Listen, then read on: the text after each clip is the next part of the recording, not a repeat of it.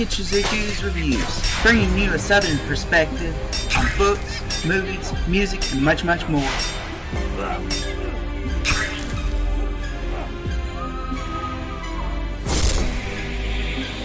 Stick around for a while, you just might hear something wicked.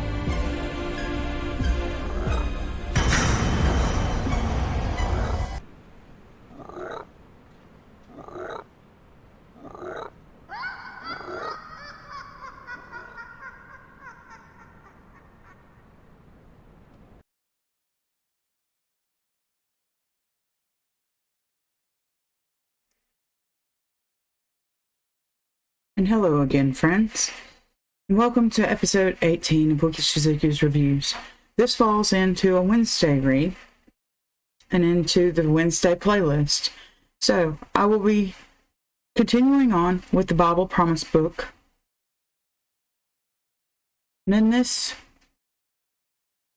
topic, we will be covering children, and we will follow on into the topic of children's duties as well, as they both have to do with children.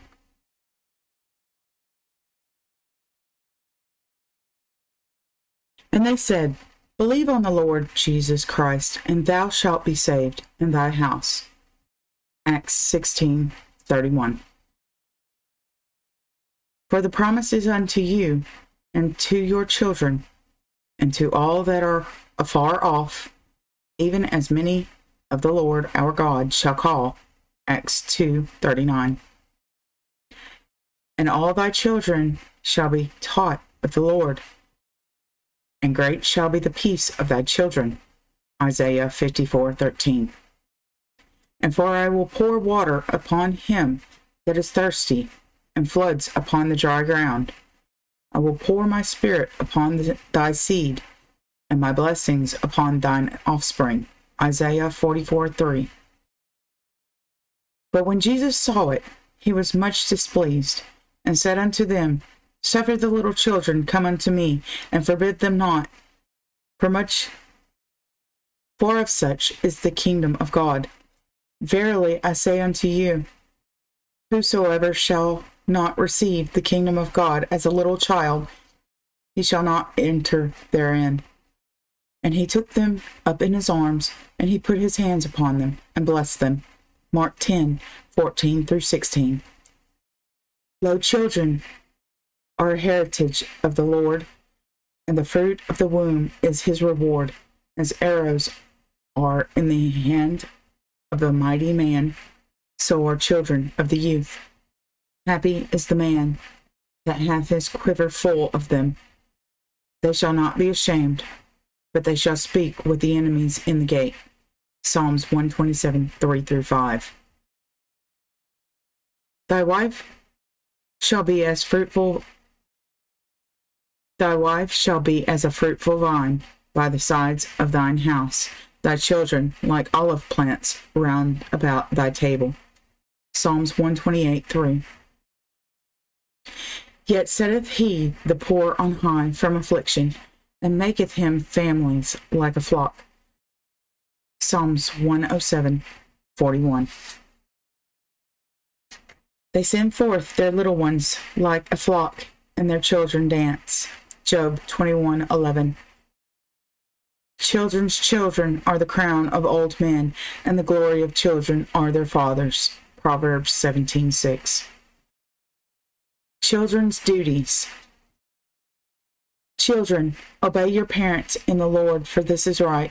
Honor thy father and mother, which is the first commandment with promise, that it may be well with thee, and thou mayest live long on the earth. Ephesians 6:1-3. Children, obey your parents in all things, for this is well pleasing unto the Lord. Colossians 3:20. Honor thy father and mother. Luke 18:20. Cursed be he that setteth light by his father or his mother.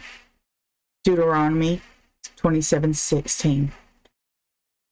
Ye shall fear every man his mother and his father. Leviticus 19:3. Honor thy father and thy mother, as the Lord thy God hath commanded thee. Deuteronomy 5:16. My son, keep thy father's commandment, and forsake not the law of thy mother. Proverbs 6:20. A wise son heareth his father's instruction, but a scorner heareth not rebuke. Proverbs 13:1. A fool despiseth his father's instruction, but he that regardeth reproof is prudent. Proverbs 15:5. Even a child is known by his doings, whether his work be pure and whether it be right. Proverbs 20:11. A wise son maketh a glad father, but a foolish son is the heaviness of his mother. Proverbs 10:1. My son, if sinners entice thee, consent thou not. Proverbs 1:10. Whoso keepeth the law is a wise son, but he that is a companion of righteous men shameth his father. Proverbs 28:7. Now therefore hearken unto me, O ye children, for blessed are they that keep my ways. Hear instruction and be wise, and refuse it not. Proverbs 8:32-33. My son, if thine heart be wise, my heart shall rejoice, even mine. Yea, my reins shall rejoice, when thy lips speak right things. Proverbs 23:15-16. Hearken unto thy father that begat thee, and despise not thy mother when she is old. Proverbs 23:22. The father of righteousness shall greatly rejoice, and he that begetteth a wise child shall have joy of him. Thy father and thy mother shall be glad, and she that bare thee shall rejoice.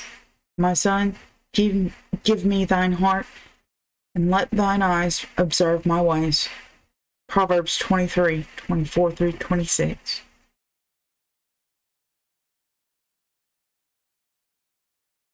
So, that is the topics of children and children's duty in the Bible Promise Book. So, we shall move straight on to the Aeneid of Virgil.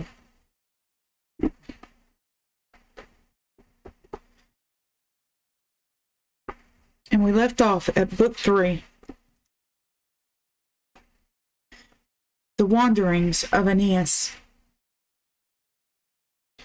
After the gods' decisions to overthrow the Asian world, the innocent house of Priam, and the proud city built by Neptune smoked from the ruined ground, we were driven different ways by heaven's auguries, seeking lands forsaken. Below Anterdos, under Phrygian Ida, we built a fleet and gathered men, uncertain of either direction or settlement. The summer had scarce begun, when at my father's orders we spread our sails. I wept as I left the harbor, the fields where Troy had been. I was born an exile over the deep, with son, companions, household, and household gods. Far off there lies a land sacred to Mars. The Thracians used to till it, whose kings was fierce Lycurgus. They were friendly of old to Troy. When we were prosperous, hither I sailed, and on its curving shores established a city site. Aeneid, I called it. This I began, not knowing fate was averse. I was offering my mother proper homage, and other gods to bless the new beginnings. I had a white bull ready as a victim to the king of the gods. There was a mound nearby, bristling with myrtle and with cornel bushes. I needed greenery to veil the altar, But as I struggled with the leafy branches, a fearful portent met my gaze. Black drops dripped from the ends of the roots. Black blood was falling on the torn ground, and a cold chill went through me. I tried again. The shoot resisted. Blood followed again. Troubled, I prayed to the nymphs, to the Father of the fields, to bless the vision, remove the curse, and down on my knees I wrestled once more again the stubborn ground, and heard a groan from under the hillock, and a voice crying, "Why mangle a poor wretch, Aeneas? Spare me here in the tomb, and save your hands' pollution. You know me. I am Trojan born, no stranger. This is familiar blood. Alas, take flight, leave this remorseless land. The curse of greed lies heavy on it. I am Polydorus, pierced by an iron harvest. Out of my body rise javelins and lances. I was speechless, stunned in my terror. Priam, forever unfortunate, had sent this Polydorus on a secret mission, once to the king of Thrace, with gold for hiding. When the king despaired of the siege and the city's fortune, and when Troy fell and fortune failed, the Thracian took Agamemnon's side, broke off his duty, slew Polydorus, took the gold. There is nothing to which men are not driven by that hunger. Once over my fear, I summoned all the leaders, my father too. I told them of the portent, asked for their counsel. All agreed a land so stained with violence and violation was not for us to dwell in. Southward ho! For Polydorus we made restoration with funeral rites anew. Earth rose again above his outraged mound. Dark fillets made the altar sorrowful, and cypress boughs. And the Trojan women loosed their hair in mourning. We offered milk in foaming bowls, and blood warm from the victims, so to rest the spirit and cry aloud the voice of valediction. Then when we trust the sea again, and the wind calls with a gentle whisper, we crowd the shores, launch ship again, leave port, the lands and cities fade out of sight once more. There is an island in the middle of the sea. The Nereids, Mother and Neptune hold it sacred. It used to wander by various coasts and shores until Apollo, in grateful memory, bound it fast, unmoving, unfearful of winds, between two other islands, called Mykonos and Gyros. I sailed there. Our band was weary, and the calmest harbor gave us safe haven. This was Apollo's city. We worshipped it on landing. And their king, priest of Apollo, also came to meet us, his temples bound with holy fillets and laurel. His name was Aeneas. He knew Caius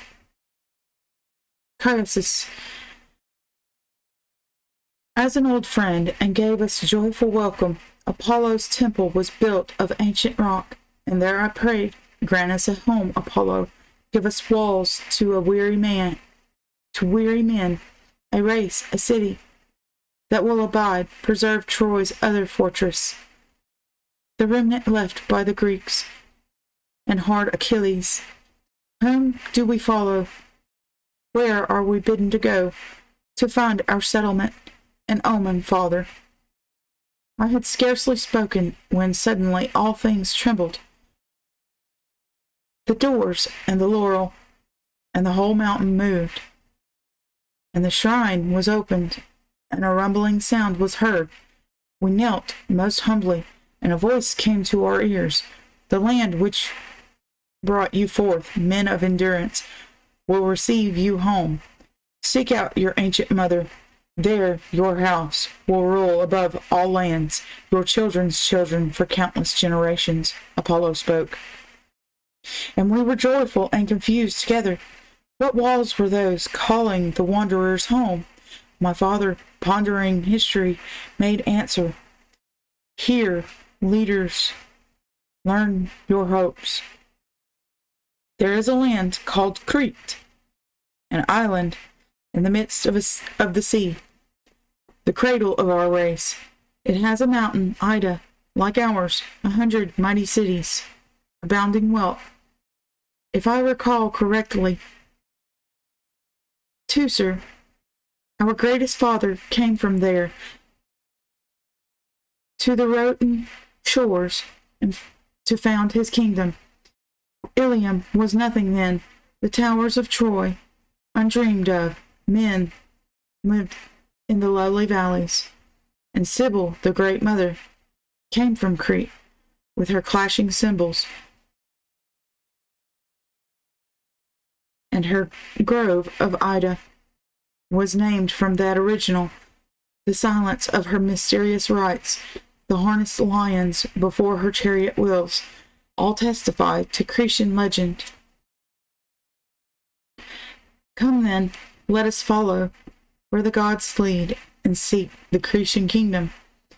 It is not far, with Jupiter to favor. 3 days will see us there. With prayer he made most solemn sacrifice, a bull to Neptune, one to Apollo, to Winter a black heifer, a white one for fair winds. The story ran that no one lived in Crete. Adominius, having left his father's kingdom, that the houses were empty now, dwellings vacated for us.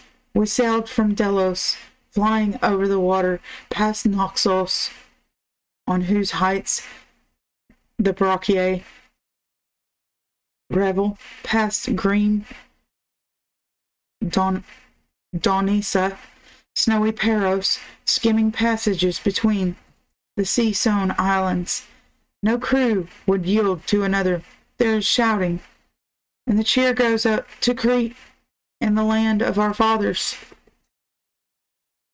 A stern wind follows, and we reach the land. I am glad to be there. I lay out the walls for the chosen city. Name it Pergamia. And the people are happy. Love your hearts, I told them. Build high the citadel. The ships were steadied on the dry beach. The young were busy plowing or planning marriage, and I was giving laws, assigning homes. But the weather turned, the sky grew sick, from the tainted heaven came pestilence and pollution, a deadly year for people and harvest. Those who were not dying dragged weary bodies around. The dog star scorched the fields to barrenness. Grass withered, corn refused to ripen. Over the sea again. My father said, let us return to Delos, consult the oracle, implore Apollo to show us kindliness, and what end awaits our weary destiny. Where does he bid us turn for help in trouble? Sleep held all creatures over the earth at rest. In my own darkness visions came, the sacred images of the household gods that I had carried with me from Troy, out of the burning city. I saw them plain in the flood of light, where the moon streamed through the dormers. And they eased me, saying, Apollo would tell you this. If you went over the sea again to Delos, from him we come to you with willing spirit. We came with you from the burnt city. We have followed still the swollen sea in the ships. In time to come, we shall raise your sons to heaven, and dominion shall crown their city. Prepare to build them walls, great homes for greatness. Do not flee the labor, the long, long toil of flight. Crete, says Apollo, is not the place. There is a land in the west called by the Greeks Hesperia.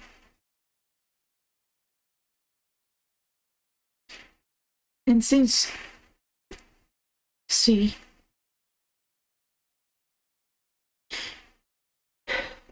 ancient sea, and might in arms and wealth enrich its soils.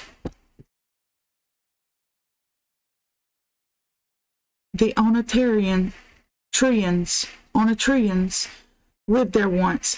Now rumor has it a younger race. It is called Italy, after the name of the leader, Attalus. Dardanus came from there, our ancestors. As Aeneas was. There is our dwelling place. Be happy then, waken and tell, and Caius our certain message. Seek the land in the west. Crete is forbidden country. The vision shook me, and the voice of the gods. It was not a dream exactly. I seemed to know them, their features, the veiled hair, the living presence. I woke in a sweat, held up my hands to heaven, and poured the pure libation for the altar. Then gladly to Anchises he acknowledged his own mistake and natural confusion. Our stock was double, of course, no need of saying. We had more ancestors than one Cassandra. Anchises said, alone, now I remember, foretold this fate. It seems she was always talking of a land in the west, and Italian kingdoms. Always.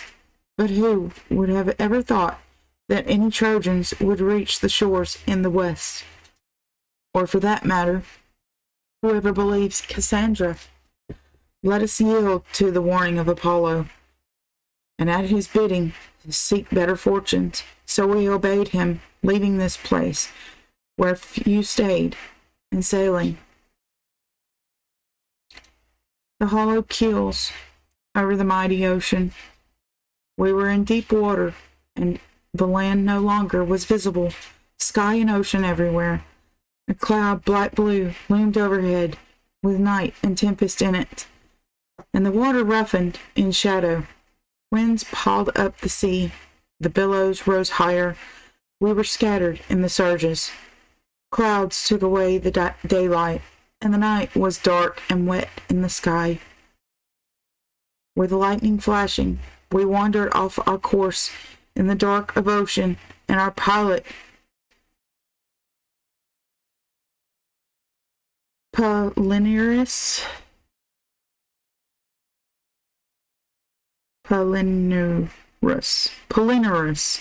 swore he could not tell day from night, nor the way among the waters.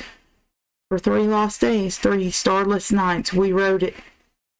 Saw land on the 4th, mountains and smoke arising. The sails came down. We bent to the oars. The sailors made the foam fly, sweeping the dark blue water. I was saved from the waves. The Strophades received me. The word means turning point in the Greek language. Ionian islands were the dire Selenio, and other harpies live.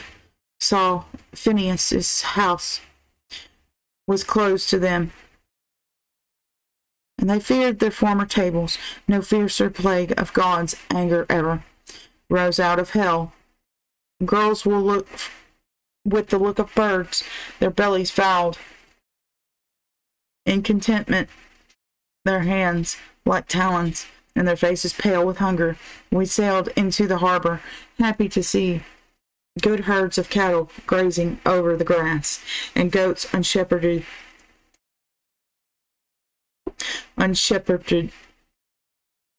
We cut them down and made our prayer and offering to Jove.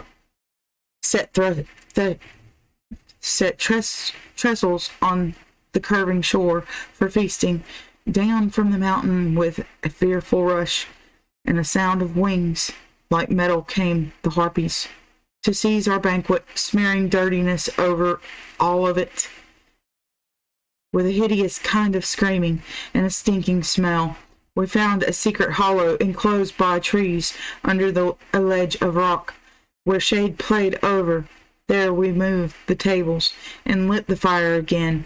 The noisy harpies came out of somewhere, sky or rock, and harried the feast again, the filthy talons grabbing the taint all through the air. Take arms, I ordered. We have to fight them.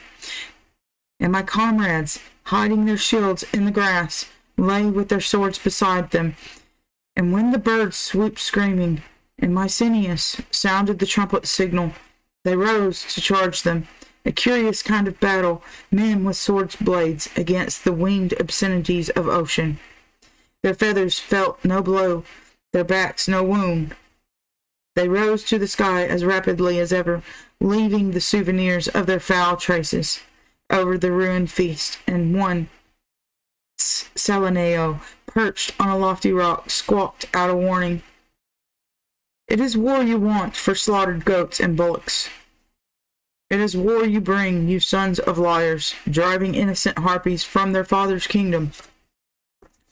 Take notice then, and let my words forever stick in your hearts. What Jove has told Apollo, Apollo told me, and I, the greatest fury.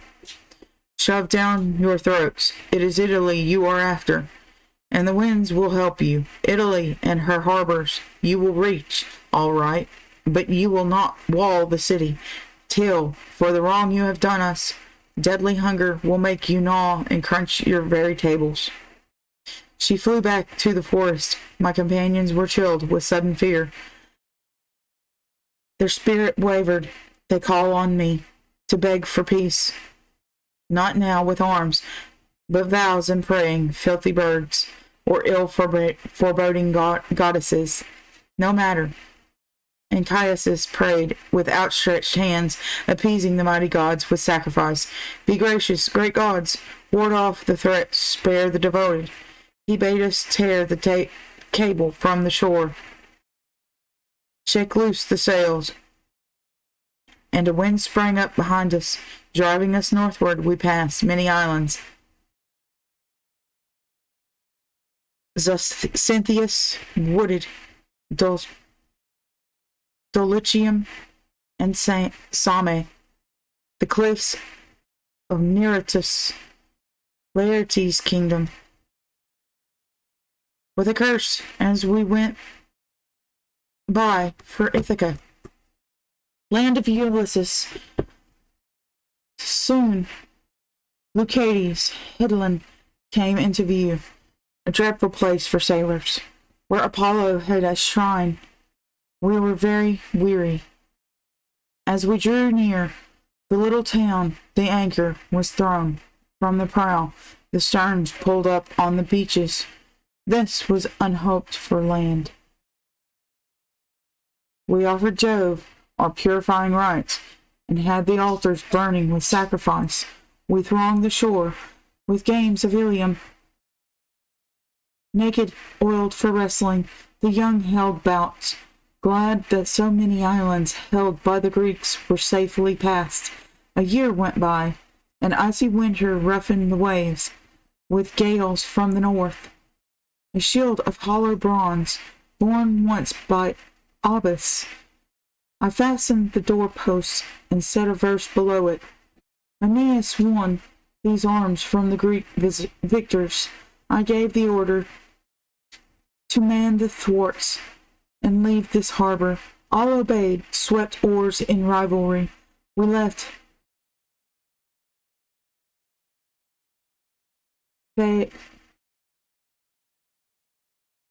Phaeacia's airy heights, coasting Piraeus,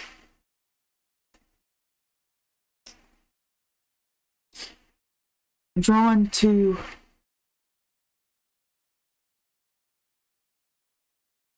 Buthrothrum, a Chaonian harbor. And here we met strange news, that Aeneas, the son of Priam, was ruling Grecian cities, having won the wife of Pyrrhus, and his crown, and that Andromache once more had married a lord of her own race. Amazed, I burned with a strange longing to seek out that hero, to learn his great adventures. It so happened, just as I left the landing, that was the day that Andromache, in the grove before the city, by the waters of a river that resembled the Samosis at home, was offering homage, her annual morning gift to Hector's ashes, calling his ghost to the place which she had hallowed, with double altars, a green and empty tomb. I found her weeping there, and she was startled at the sight of me in Trojan arms, a shock too great to bear. She was rigid for a moment, and then lost consciousness, and a long time later managed to speak. Is it real? Then goddess born? What are you, living messenger or phantom, mortal or ghost? If the dear light has left you, tell me where Hector is. I was moved so deeply I found it hard to answer her tears, and through my own, but I did say a little. I am alive. I seem to keep on living through all extremes of trouble. Do not doubt me. I am no apparition. And what has happened to you, dear wife of Hector? Could any gain atone for such a loss? Has fortune tried to even matters at all? Does Pyrrhus still presume on you as husband? With lowered gaze and quiet voice she answered, happy the maiden slain at the foeman's tomb, at the foot of the walls, happy the daughter of Priam, who never knew the drawing of the lots, nor came to the bed of a conqueror his captive. After the fire I traveled different seas, endured the pride Achilles filled his son with, bore him children in bondage, till he tired of me and left me for Leda's daughter and a Spartan marriage. He passed me on to Helenus. Fair enough, slave woman to a slave man. But then Orestes, inflamed with passion for his stolen bride, and maddened by the furies of his vengeance, caught Pyrrhus off guard and slew him at the altar in his ancestral home. And Pyrrhus, dying, part of the kingdom, came to Helenus, who named the fields Chalnian, or Chalnian, the land Chalnea, after a man from Troy, and filled the heights as best he could with buildings to look like those we knew. But what of yourself? What winds, what fate have brought you here? Or was it some god?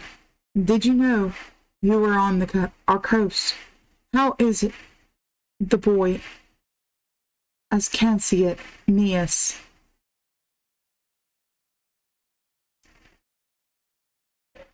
Ascanius, living still, from whom Troy might have? Does he ever think about his mother? Does he want to be a hero, a manly spirit, such as his father was and his uncle Hector? She was in tears again when the son of Priam, Helenus, with an escort came from the city, happy to recognize us, bringing us in with tears and greetings mingled.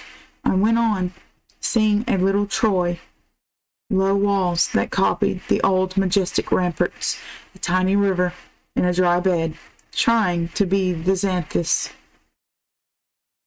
I found the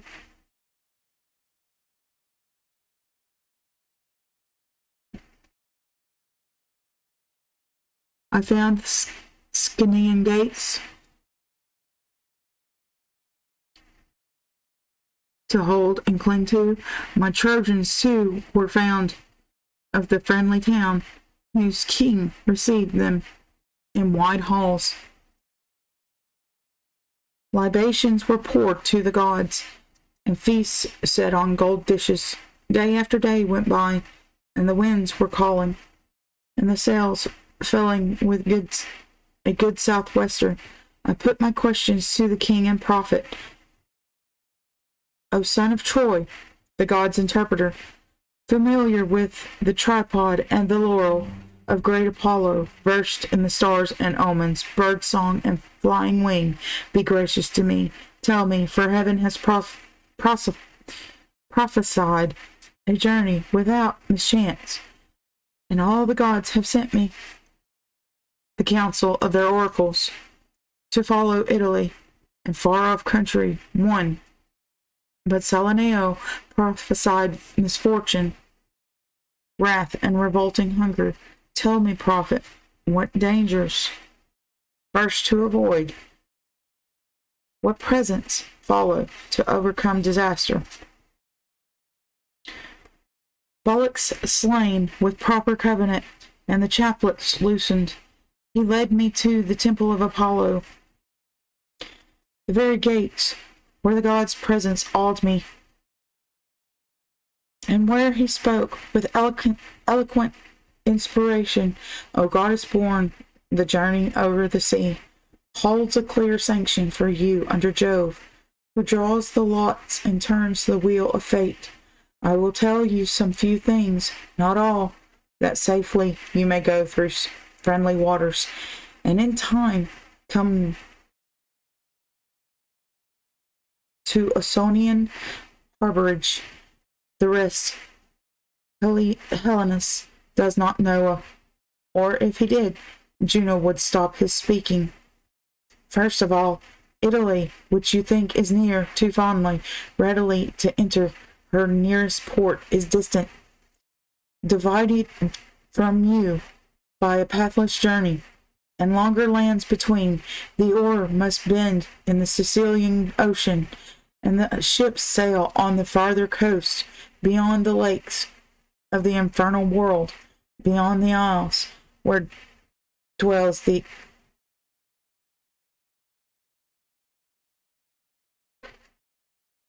Aeneid Circe. Not till then can the built city rise on friendly ground. Keep in mind the sign I give you now.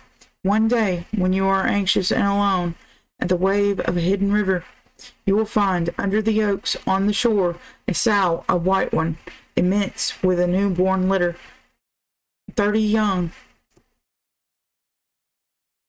at the old one's udders. That will be the place, the site of the city, a certain rest from labor, and do not fear the eating of the tables. The fates will find a way, Apollo answered. Avoid this coast of Italy, the lands just westward of our own. Behind those walls dwell evil Greeks, Nerician Locri, soldiers of the Cretan king Idomemnus. The plains are full of them. Melobian captain governs Patelia, a tiny town relying on her fortress.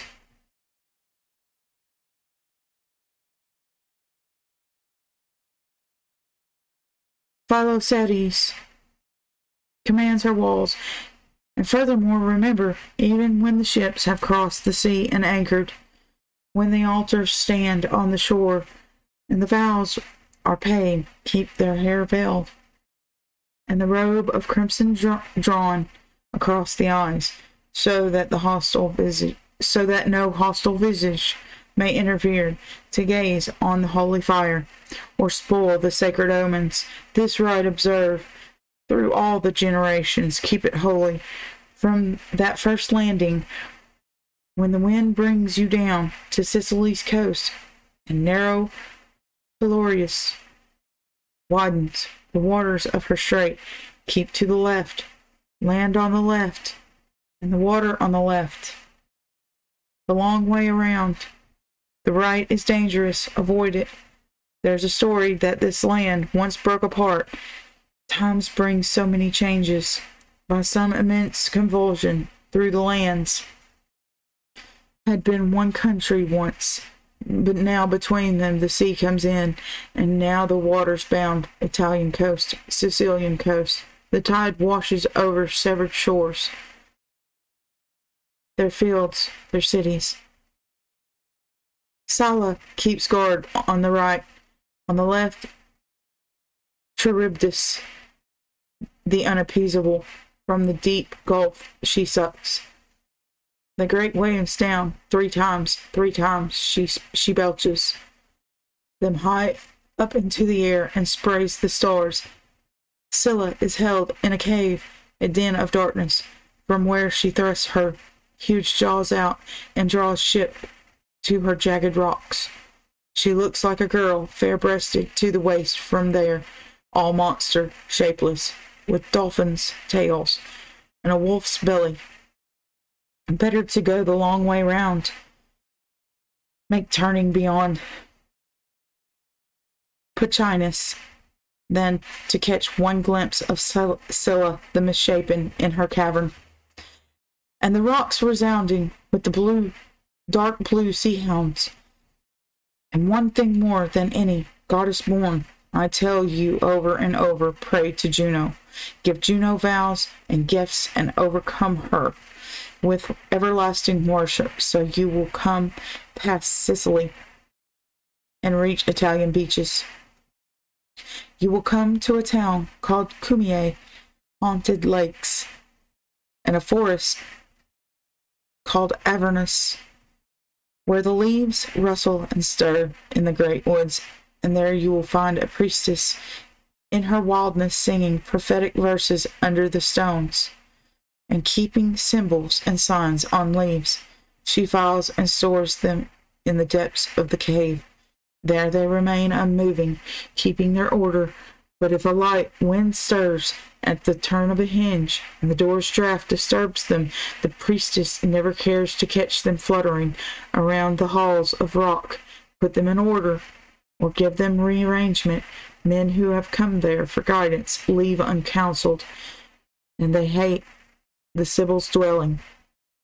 Let no loss of time, however, comrades chide and chafe, however the wind's voice calls the sail, postpone the visit to this great priestess. Plead with her to tell you with her own lips the song of the oracles. She will predict the wars to come, the nations of Italy, the toils to face or flee from. Meet her with reverence, and she, propitious, will grant a happy course.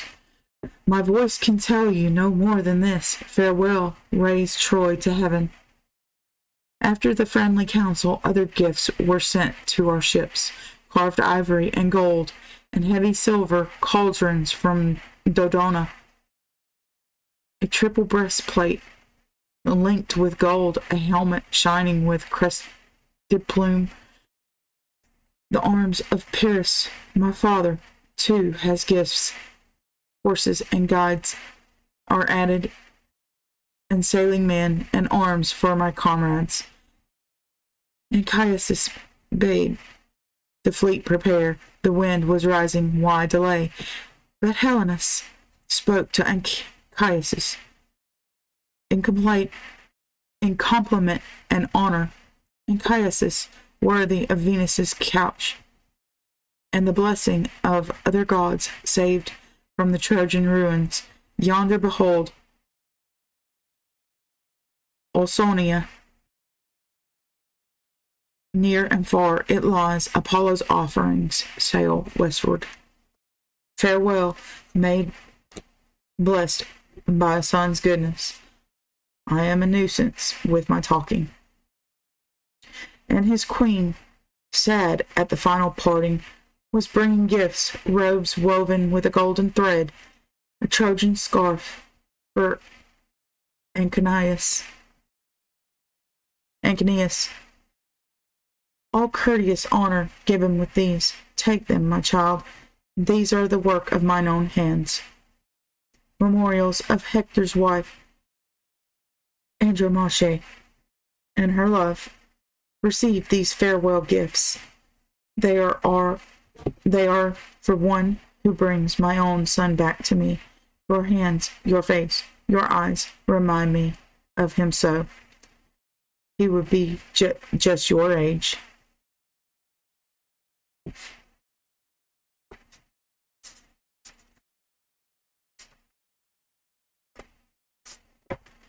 I also wept as I spoke my words of parting.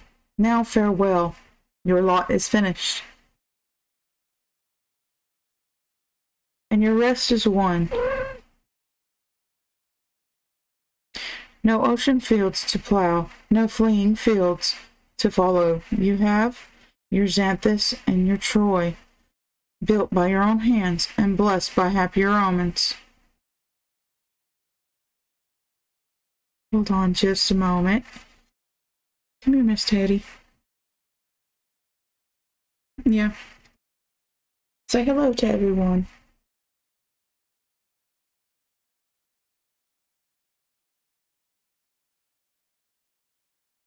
All right.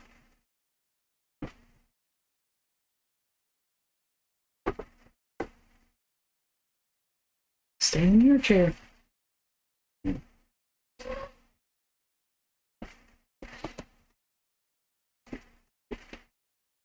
All right, let's continue. All right. I also wept as I spoke my words of parting. Now farewell. Your lot is finished, and your rest is won. No ocean fields to plow, no fleeing fields to follow. You have your Xanthus and your Troy, built by your hands and blessed by happier omens. Far from the path of the Greeks, but we are called from fate to fate. If ever I enter Tiber and Tiber's neighboring lands, if ever I see the walls vouchsafed my people, I pray these shores, Italy and Epirus, shall be one, the life of Troy restored with friendly towns and allied people. A common origin, a common fall was ours. Let us remember, and our children keep the faith. Over the sea we rode, the shortest run to Italy, past the Cyrenian rocks. The sun went down, the hills were dark with shadow. The oars assigned, we drew into the land for a little welcome rest. Sleep overcame us, but it was not yet midnight when our pilot sprang from his blanket, studying the winds, alert and listening, noting the stars, wheeling the silent heaven. The twin oxen, Arcturus, and the rainy kids, calm. He saw and roused us. Camp was broken, the sail spread to the rushing breeze. And as day reddened and the stars faded, we saw a coast low-lying and made out hills. Italy, cried Achatus, Italy. All the happy sailors shouted, and Caius wreathed a royal wine bowl, stood on the high stern, calling gods of earth and ocean and wind and storm, help us along, propitious with favoring breath. And the breeze sprang up and freshened. We saw a harbor open, and a temple shone on the nervous headland. The sails came down. We headed toward the land, like the curve of a bow. The port turned in from the eastern waves. Its cliffs foamed with the salty spray. The towering rocks came down to the sea on both sides, double walls, and the temples fled the shore. Here, our first omen, I saw 4 horses grazing, white as snow, and father Anchises cried, It is war you bring us, welcoming land. Horses are armed for war. It is war these herds portend, but there is hope of peace as well. Horses will bend to the yoke and bear the bridle tamely. Then we worshipped the holy power of Pallas. First to hear us, kept our heads veiled before the solemn altar, and following Aeneas's injunction, offered our deepest prayer to Juno, and sailed on, with some misgiving, past the homes of Greeks, saw next a bay, Tarentum, and a town that rumor said it was Hercules's. Against it the towers of Cologne rose, and Salacium, most dangerous to ships, and a temple of Juno far off, Sicilian Etna, rose from the waves, and we heard the loud sea roar, and the rocks resounding, and voices broken. On the coast, the shoals leaped at us, and the tide boiled sand. My father cried in alarm, this must be that Charybdis Helenus warned us of. Rise to the oars, O comrades, pull from the danger. They responded as they did always. Palinurus swinging the prow to the waves on the left, and all our effort strained to the left with the oars and sail. One moment we were in the clouds, the next in the gulf of hell. 3 times the hollow rocks and reefs roared at us. 3 times we saw spray shower the very stars, and the wind went down at sunset, and we were weary, drifting in ignorance to the Cyclops' shore. There is a harbor, safe enough from wind, but Etna thunders near it, crashing and roaring, throwing back clouds up to the sky, and smoking with swirling, pitchy color, and white-hot ashes, with balls of flame puffed to the stars, and boulders, the mountain's guts belched out, or molten rock boiling below the ground, roaring above it. The story goes that Enceladus, a giant struck by a bolt of lightning, lies here buried beneath all Etna's weight, with the flames pouring through the broken furnace flues. He shifts his body every so often to rest his weariness, and then all Sicily seems to moan and tremble, and fill the sky with smoke. We spent the night here, hiding in woods, enduring monstrous portents, unable to learn the cause. There were no stars, no light or fire in the sky.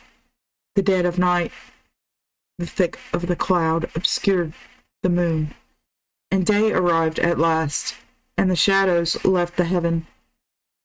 And a man came out of the woods, a sorry figure in hunger's final stages, reaching toward us, his outstretched hands. We looked again, his beard unshorn, his rags pinned up with thorns. And dirty he was, beyond all doubt of it, a Greek, and one of those who had been at Troy in the fighting. He saw far off the Trojan dress and armor, stopped short for a moment, almost started back in panic, then, with a wild rush, came on, pleading and crying, by the stars I beg you, by the gods above, the air we breathe, ah, Trojans, take me away from here, carry me off to any land whatever that will be plenty. I know I am one of the Greeks. I know I sailed with them. I warred against them, against the gods of Ilium. I admit all that. Drown me for evil doing. Cut me to pieces, scatter me over the waves, kill me if I must die. It will be a pleasure to perish at the hands of men. He held our knees and clung there, groveling before us. we urged him to tell his story, his race, his fortune. My father gave him his hand, a pledge of safety, and his fear died down a little. I come, he said, from Ithaca, a companion of Ulysses. My name is Achaemenides. My father, his name was Adamastus, was a poor man. And that was why I came to Troy. My comrades left me behind here, in their terrible hurry, to leave these cruel thresholds. The Cyclops live here, in a dark cave, a house of gore and banquets soaking with blood. It is dark inside there, monstrous. He hits the stars with his head. Dear gods, abolish this creature from the world. He is not easy to look at. He is terrible to talk to. His food is the flesh of men, his drink their blood. I saw him once myself with 2 of our men. In that huge fist of his, he lay on his back in the midst of the cave and smashed them on a rock, and the whole place swam with blood. I watched him chew them. The limbs with black clots dripping, the muscles warm, quivering as he bit them. But we got him. Ulysses did not stand for this. He kept his wits about him. Never mind the danger. The giant was gorged with food and drunk and lolling and with sagging neck, sprawling all over the cavern, belching and drooling blood clots, bits of flesh, and wine all mixed together. And we stood around him praying and drew lots. We had found a stake and sharpened it at the end, and so we bored his big eye out. It glowered under his forehead, the size of a shield or a sun. So we got vengeance for the souls of our companions. But flee, I tell you. Get out of here, poor wretches. Cut the cables. Forsake this shore. There are hundreds others as big as he is, and just like him, keeping sheep in the caves of the rocks. 100 others wander around this coast, these high mountains. I have managed for 3 months hiding in forests, in the caves of beasts, on a rocky lookout, watching the Cyclops, horribly frightened at their cries and the tramp of their feet. I have lived on plants and berries, gnawed roots and bark. I saw this fleet come in, and I did not care whatever it was. I gladly gave myself up. At least I have escaped them. Whatever death you give is more than welcome. And as he finished, we saw that very giant, the shepherd Polyphemus, looming huge over his tiny flock. He was trying to find his way to the shore, he knew. A shapeless monster, lumbering, clumping, blind in the dark, with a stumble, and the step held up with the trunk of a pine. No comfort for him except in the sheep. He reached the sand, wading into the sea, and scooped up water to wash the ooze of blood from the socket's hollow, grinding his teeth against the pain, and roaring and striding into the water. But even so, the waves were hardly up to his sides. We fled, taking on board our Greek. We cut the cable, strained every nerve at the oars. He heard and struggled toward the splash of the wave, but of course he could not catch us. And then he howled in rage, and the sea was frightened, Italy deeply shaken, and all Etna rumbled in echoing terror in her caverns. Out of the woods and the thicket of the mountains the Cyclops came, the others toward the harbor, along the coastline. We could see them standing in impotent anger, the wild eye ball glaring, a grim assortment, brothers tall as mountains, where oak and cypress tower in the groves of Jove or great Diana. In our speed and terror we sailed anywhere, forgetting Helenus had said, Scylla and Charybdis were nothing to us then, but we remembered in time, and a north wind came from Strait Pelorus. We passed Pantagia and the harbor mouth set in the living rock. Thapsus, low-lying, the bay called Megara. All these were places that Achaemenides knew well, recalling the scenes of former wanderings with Ulysses. An island faces the Sicilian Bay. Against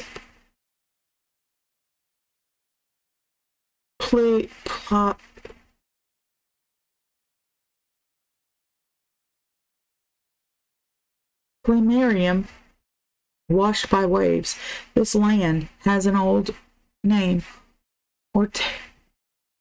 Ortygia. The story tells of a river. Alpheus comes from Elis by a secret channel undersea to join the Erythrasian fountains, mingling here with the Sicilian waters. Here we worshipped the land's great gods, went on to pass Pelorus, a rich and marshy land, and then Pechinus, where the cliffs rose sharp and high, and Camarina, with firm foundation, and the Chiloan plains, and Gela, named for a river, then Acragas, a towering town, high-walled and sometime famous for its breed of horses, the city of palms, Selinus, the shoals of Lilybaeum, where the rocks are hidden danger. So at last we came to Drepanum,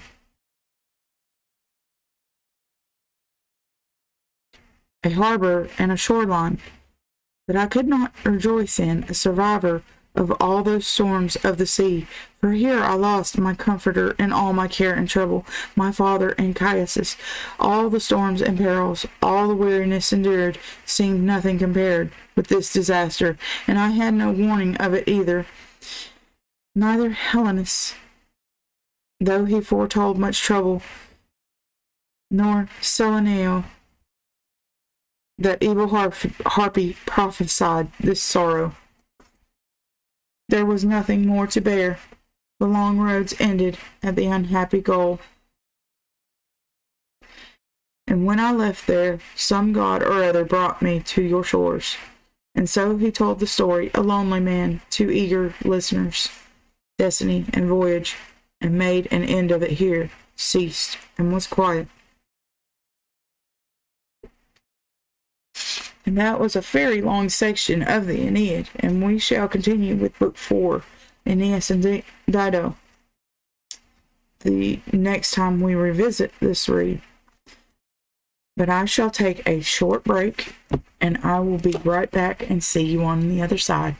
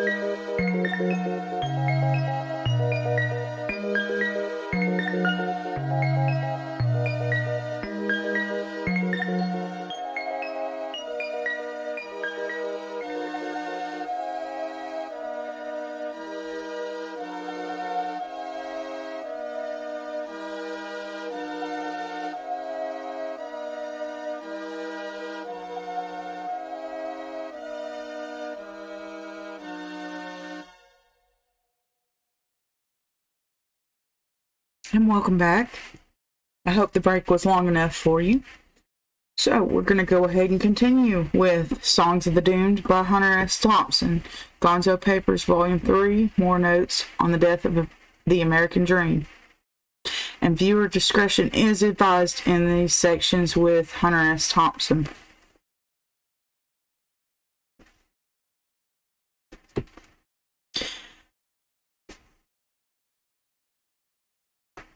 About halfway through, I suddenly came out of my coma and started feeling so weak and crazy, and maybe drunk with terrible speed hallucinations, that I had to lean against the wall. It was too horrible to understand all at once. That dirty, evil, thieving little bastard, that treacherous, rotten little sot. I was stunned by the flat-out criminal insanity of it. Jesus, I thought. We don't get many moments like this in life. It was an original experience. Incredible. No wonder I had a feeling all along I'd heard or maybe seen Andrew's proud gibberish somewhere before. It was mine. I had written it word for word for one of my long ago Examiner columns that I thought had got killed at the last moment before it went to press and out on the syndicate wire. Well, shit happens. Once a thing gets loose on the wire, it can turn up almost anywhere, even in the hands of some filthy little pervert like Andrew, who had his own warped sense of reason for plagiarizing it all by himself in the jail library at night. But he was clearly sick and dangerous. He was a liar and a thief and a rapist who was probably incurable. In some states, they have castration programs for foul balls like this. Chop out the hormones, turn them into eunuchs with fat little hands and glistening eyes and wispy hair on their necks, who don't mind admitting they're wrong. My brain felt crazy, but my body was stone rigid. I felt like I'd just been shot in the nuts from behind, then went into shock, or at least a state of no pain. But I hung on and stared straight back at his dirty, poisonous, treacherous, ugly little eyes. They were small and roomy, with drink and cheap speed, or maybe crack and PCP God only knows. You can get almost anything in prison these days. And he was in truth a dope fiend, and a shameless thieving whore with a bad whiskey Jones and the morals of a slut on acid. Fuck you, Andrew, I said to myself. You're doomed. You're a rotten lying degenerate, and if there is any real justice in this world, you will stay in a filthy backwater prison for the rest of your goddamn life, and the rats will gnaw through your skull. I stared at him, but he was grinning like a newborn sheep. His mind was elsewhere, lost and gone like some kind of pod with no pulse. He was ugly and wrong, deeply wrong, and now I knew what had to be done. The truthless little swine had left me no choice. He was evil. Not bad, Andrew, I said finally. Not bad at all. Who wrote that stuff? Me, he said cheerfully. I wrote it. I shrugged and stood up. Then I snorted the rest of my crank and took him by the arm. Let's go, Andrew, I said. It's time to go to court. He followed me out of the library and down to the street. It was still raining, and when we got into the Jeep, I gave him a chamois to bite on, and I seared the hardened steel strap off of his leg with the electric bolt cutters, and then sent him back out on the street and told him to hurl the whole beeping evil contraption through the only window in the library that was still lit up, the executive men's room, where we spent most of this hideous night. Seconds later, I heard the crash, and then he came loping out of the darkness with a waterhead grin on his face. Good work, Andrew, I said. That was a very shrewd move. Now they'll think you're still somewhere in the library. They'll be looking for you all day. He giggled and slapped his thighs. Fuck those pigs, he said. Their brains are pitiful. They'll never look for me in court, will they? I smiled, but said nothing. There was no need for it. The die was cast. The fat was in the fire. This giddy little rapist was about to have his day in court. It was early, and we still had an hour to kill, so I drove around for a while and listened to Bob Dylan songs while I took the big Lambo through Cherokee Park at speeds that caused Andrew to lose his grip again. He wept and jabbered and cursed me as I aimed the huge tank of a Jeep down the narrow roads full of S-curves at 100 miles per hour without ever touching the brakes. Then I drove downtown on River Road and hit what looked like the entrance to the old Jeffersonville Bridge at 114 or 15. But the bridge had been changed somehow, or maybe demolished, and we almost went into the river. When we finally got jammed in a maze of bent steel and old wooden girders, I looked down and saw that we were just over the spot where my old friend Muhammad Ali had stood when he came back to Louisville after winning the 1960 Olympics and threw his gold medal into the Ohio River just after accepting the key to the city from the mayor, my friend Harvey Sloan, who still denies that it ever happened. All history is gossip, said Claire Boothloose. Judge Marshall has made his decision, said Andrew Jackson. Now let him enforce it. Right. So much for all that. I backed off the bridge and drove slowly over to Courthouse Square, where the lawyers were gathering for breakfast. My own people were not there yet, so we ordered some poached eggs and fatback, and then I grabbed a well-dressed lawyer out of the parking lot and shook him down for some speed, which I snorted at once in a doorway just across from the old county jail. Andrew was useless, but I ignored him. It was almost 9, and business was picking up at the metal detector gates leading into the courtroom. Let's go, I said. It's time.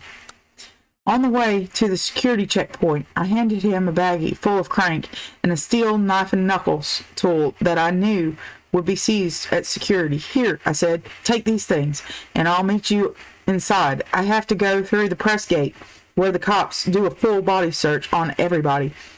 Yes, so you take this stuff and go through the visitor's gate. They don't search anybody down there. Just stroll right through, and my lawyers will be there to meet you with all the papers. Hot damn, he said. We'll bust these pigs wide open. I can hardly wait to get up on the stand and tell the real story about what they did to me. Don't worry, Andrew, I said. There's damn little justice in this world, but you're about to get your share of it. Yeah, he muttered. It's about goddamn time. I nodded. He was still about 88% drunk, and he was still wearing his blue Jeffco jail coveralls. The crank had worn off a long time ago, and now he was getting sloppy. There was a stupid kind of white trash arrogance in his manner, and his eyes were like two little holes poked into his skull with a cheap screwdriver. I was beginning to hate the sight of Andrew. He was dumb and ugly and loud, a bonehead rapist with a big mouth and a mean spirit, so I busted him. It was easy. As we approached the courtroom, I could see that my old friend Rodman, the bailiff, was still in charge of security at the press media gate. Wonderful, I thought. We are about to witness an outburst of brainless violence. Rodman once played fullback for Male High when they won the state championship 3 years in a row. But in recent years, he had fallen on hard times, and now he worked mornings for the court and sold drugs to lawyers in the alleys around Courthouse Square at night. He was a huge brute with no sense of humor and no morals at all. He appeared to be asleep, but as I checked myself through the metal detector and whacked him on the side of his head with a rolled newspaper. "Wake up, Rodman," I said. "Your time has finally come." "Oh, God," he moaned. "What now?" "Good news," I said. "You're about to make a huge arrest. Is your gun loaded?" "You bet," he said. "I'm hungry to kill somebody. I need money." "Never mind the money," I said. "You'll be a hero and get promoted or killed. There will be a shooting." "Oh, Jesus," he said. He hissed. "What's happening?" "Big news," I said. "A vicious armed rapist just escaped from the county jail, and he's trying to get into your courtroom to blow the judge's head off." "God almighty," he said. "Where's the bastard?" "Right over there," I whispered, pointing to Andrew as he stood nervously in line at the spectators' gate, where a crippled teenage bailiff called Missy was aggressively searching everybody who came through the gate, unaware that she was about to confront an armed psychotic rapist with nothing to lose. Rodman took one look at the situation and leaped into action. He drew his gun and raced across the hall like a fullback and hit Andrew from behind, just as the stupid little pervert slithered into the gate and set off every bomb detector siren in the courthouse. Andrew never had a chance. Rodman got him in a death grip, full Nelson, while the teenage bailiff kicked him repeatedly in the groin until he finally sank to his knees and screamed desperately for help as Rodman pistol-whipped him in front from behind, then dragged him to his feet just as I got there and hooked Andrew twice in the groin before he even saw who I was. So I hit him again before Rodman could put him in manacles. Other courthouse bystanders joined in, stomping and whooping as they swarmed over him. He was like a rubber chicken, kicking and jerking and screaming as I moved closer and closer to the beating area and tried to catch his eye, but it was impossible. They were swollen shut, and I had a feeling he didn't want to talk to me anyways, if only because he was bitter. On my way out of the courthouse, I stopped by his cell and had to push my way through the crowd so I could speak with him personally. "You have plenty of time to write your stuff now," I said quietly. "You'll be in jail for the rest of your life." He stared at me through the bars, but his eyes were like split grapes, and his shoulders were so slumped that they almost touched the shadows under his chin. He was ruined. He was finished. He was doomed. I wanted to kill him, and I knew I could, but it would be wrong. Indeed, I was tired of murder and tired of scum like him. How many times can zombie rapists like Andrew be allowed to work his foul will with impunity before we know he has to be murdered? But not by me. I was weary, I was lonely, and I was weak in a different way this time. I had lost my tolerance, especially for poison lizards like Andrew. On my way out, I paused long enough to give him a quick beating on both sides of his ugly, truthless head. And then I left, with no noise, and walked back to the hotel in the rain. It was midnight, and I was running late on my deadline for the column, which I finally composed on a voice writer in a frenzy of hate, delusion, and fear. Wow. That's something, Thompson.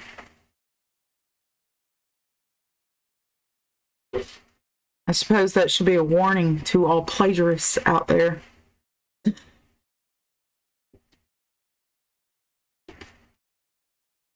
You definitely shouldn't steal other people's works. That's for sure. Thompson was quite revengeful there about that. But we shall continue on with British literature right after this short break. See you on the next side.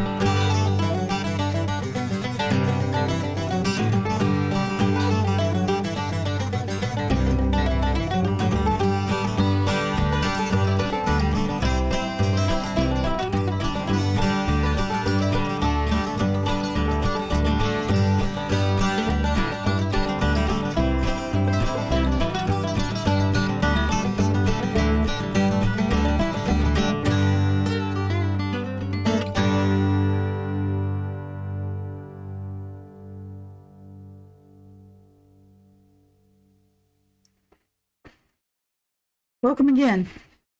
So, continuing on with our British literature lecture in this section will be about Anglo-Saxon literature from the Norton Anthology, Volume A, 10th edition.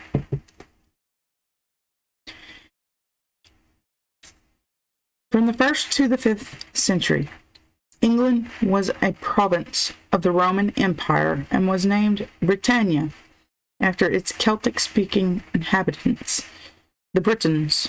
The Britons adapted themselves to Roman civilization, of which the ruins survive to impress the poet of The Wanderer, who refers to them as the ancient works of giants. The withdrawal of the Roman legions during the 5th century in vain to attempt to protect Rome itself from the threat of the Germanic conquest left the island vulnerable to seafaring Germanic invaders. These belonged primarily to the three related tribes, the Angles, the Saxons, and the Jutes. The name English derives from the Angles, and the names of the countries Essex, Sussex, and Wessex refer to the territories occupied by the East, South, and West Saxons. The Anglo-Saxon occupation was no sudden conquest, but extended over decades of fighting against the native Britons. The latter were, finally, largely confined to the mountainous regions of Wales, where the modern form of their language is spoken alongside English to this day. The Britons had become Christians in the 4th century after the conversion of Emperor Constantine, along with most of the rest of the Roman Empire. But for about 150 years after the beginning of the invasion, Christianity was maintained only in the remoter regions, where as yet pagan Anglo-Saxons failed to penetrate. In the year 597, however, a Benedictine monk, afterward St. Augustine of Canterbury, was sent by Pope Gregory as a missionary to King Ethelbert of Kent, the most southerly of the kingdoms into which England was then divided. And about the same time, missionaries from Ireland began to preach Christianity in the north. Within 75 years, the island was once more predominantly Christian. Before Christianity, there had been no books. The impact of Christianity on literacy is evident from the fact that the first extended written specimen of Old English Anglo-Saxon language is a code of laws promulgated by Ethelbert, 560 to 616, the first English king.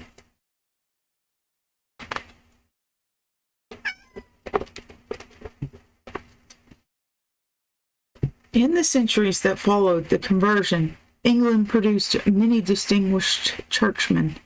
One of the earliest of these was Bede, whose Latin ecclesiastical history of the English people, which tells the story of conversion and of the English church, was completed in 731. This remains one of our most important sources of knowledge about the period. In the next generation, Alcuin, 735 to 804, a man of wide culture, became the friend and advisor of the Frankish Emperor Charlemagne, whom he assisted in making the Frankish court a great center of learning. Thus, by the year 800, English culture had developed so richly that it overflowed in its insular boundaries. In the 9th century, the Christian Anglo-Saxons were themselves subjected to the new Germanic invasions by the Danes, who in their longboats repeatedly ravaged the coast, sacking Bede's monastery, among others. Such a raid late in the 10th century inspired the Battle of Maldon, the last of the Old English heroic poems. The Danes also occupied the northern part of the island, threatening to overrun the rest. They were stopped by Alfred, king of the West Saxons, from 871 to 899, who for a time united all the kingdoms of southern England. This most active king was also an enthusiastic patron of literature. He himself translated various works from Latin, the most important of which was Boethius's Consolation of Philosophy, a 6th century Roman work, also translated in 14th century by Chaucer. Alfred probably also instigated a translation of Bede's history and the beginning of the Anglo-Saxon Chronicle. This year-by-year record in Old English of import events in England was maintained at one monastery until the middle of the 12th century. Practically all Old English poetry is preserved in copies made by the West Saxon dialect after the reign of Alfred.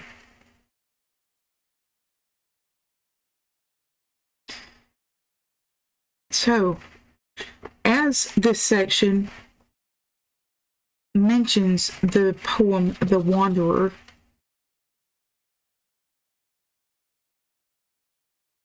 we shall read The Wanderer.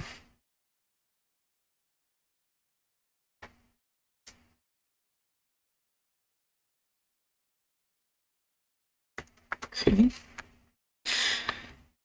The Lament of the Wanderer is an excellent example of the elegiac mood so common in Anglo-Saxon poetry.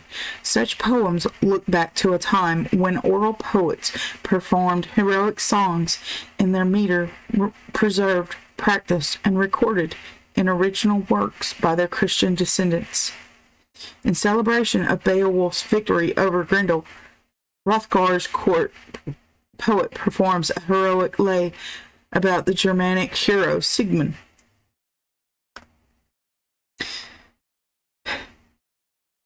And the elegiac tone common to Beowulf in these later poems, however, expresses the poet's profound feelings toward their ancestors who lived before St. Augustine brought the good news to Kent and initiated the conversion.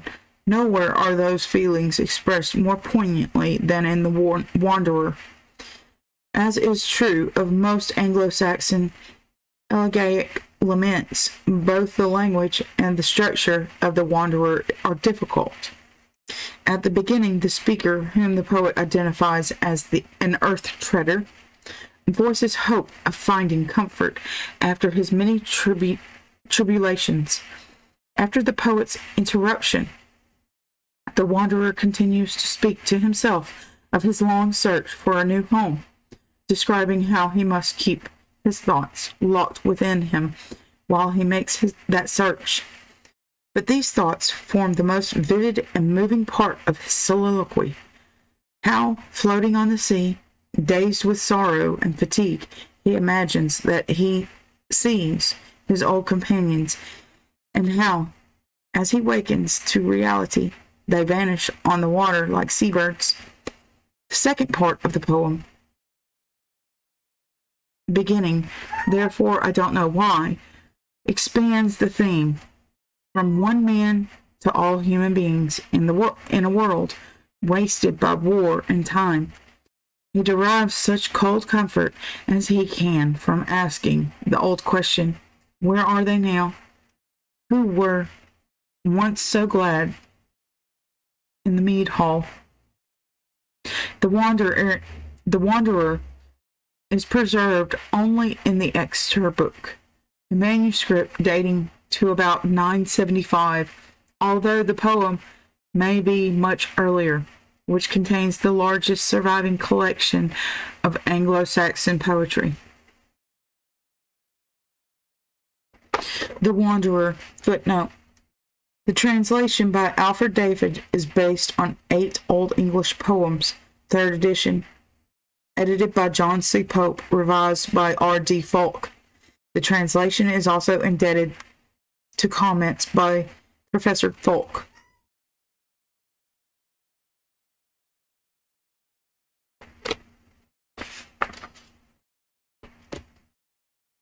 Okay. Often, the lone dweller longs for relief. The Almighty's mercy, through melancholy, his hands turning time and again, the ocean's currents, the ice-cold seas, following paths of exile, fate is firmly set. So spoke the Wanderer, weary of hardships, cruel combats, the death of kinsmen, often alone, always at daybreak, I must lament my cares. Not one remains alive to whom I could utter the thoughts in my heart, tell him my sorrows. In truth, I know that for any earl, an excellent virtue is to lock tight the treasure chest within one's heart. Howsoever he may think, a downcast heart won't defy destiny, nor the sad spirit give sustenance. And therefore those who thirst for fame often blind fast their breast chamber. So I must hold on the thoughts of my heart though often wretched, bereft of my homeland, far from kinfolk, bind them with fetters since in days long past, with darkness of earth, I covered my gold friend, and I fared from there over the wave sped, winter weary, longing for a hall and a lord of rings, where, near or far, I might find one. In the mead hall, remembering me and my kin, or else show favor to a friendless man. Requite me with comfort, one acquainted with pain understands how cruel a traveling companion's sorrow is for someone with few friends at his side. Exile attends him, not twisted gold rings, heart-freezing frost, not fruits of the earth. He recalls table mates and treasure distributed. How from the first his friend and lord helped him to the feast. At that happy time is no more. This indeed anyone forced to forego for long, and the beloved counsel of his Lord knows well. Often when sorrow and sleep together find the poor lone dweller in their embrace, he dreams he clasps, and that he kisses his liege lord again, lays head and hands on the Lord's knees, as he did long ago, enjoyed the gift-giving in days gone by, when the warrior's friendless awakens again, sees before him the fallow waves, sea-birds on the water, spreading their wings, snow and hail falling, and sleep as well. Then the heart's wounds grow heavier, sadness for dear ones, sorrow returns. Then through his mind pass memories of kinsmen. Joyfully he greets them, eagerly gazes his fellow warriors.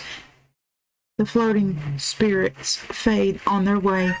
They fail to bring much familiar talk. Trouble is renewed for any man who must often send his weary spirit over the wave's bed.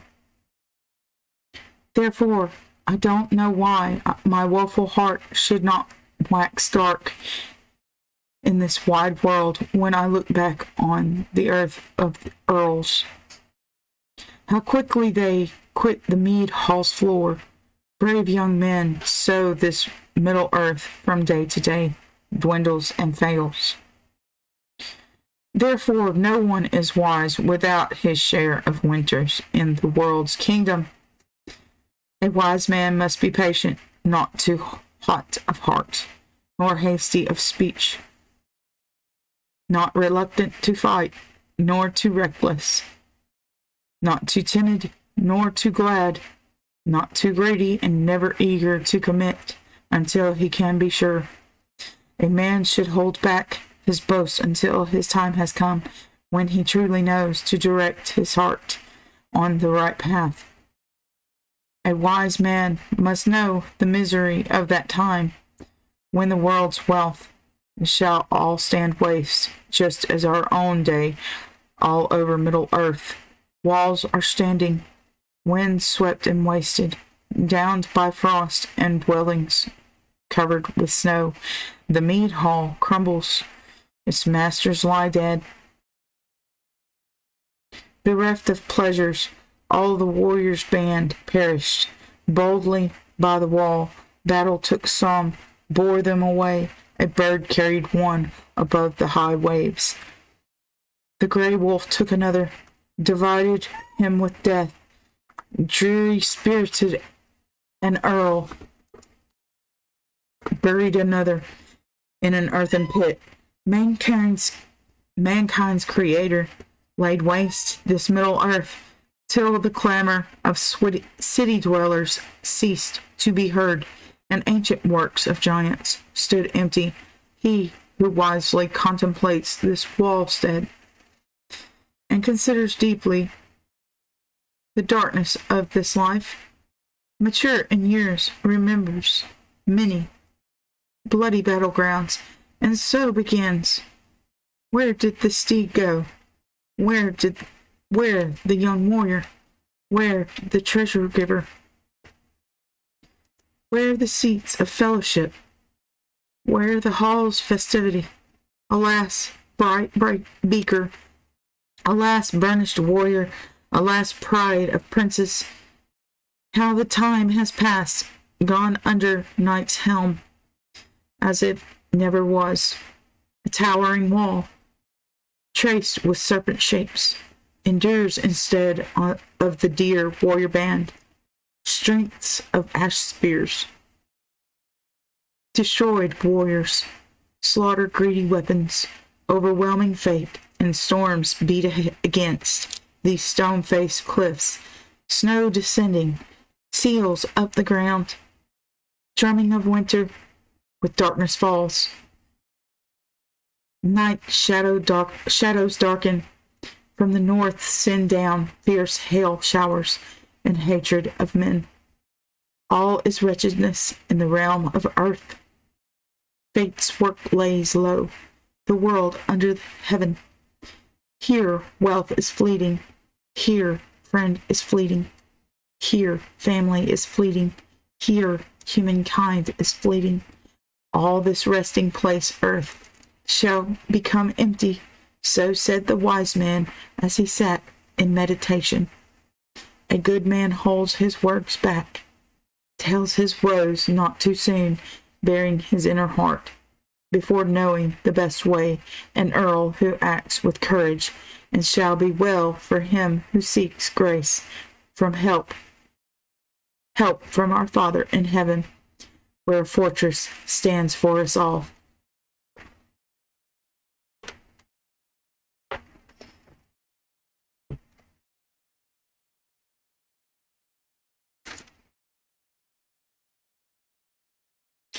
So isn't it nice to know that these thoughts are as old as time, or as old as writing, as we can tell? That there are doubts of how our destinies might go, and that pretty much the message is to keep persevering throughout all of those doubts, and still consult the one. So, I hope that you enjoyed episode 18. And if you enjoyed, share with some friends and say, hey, we have some new reads out.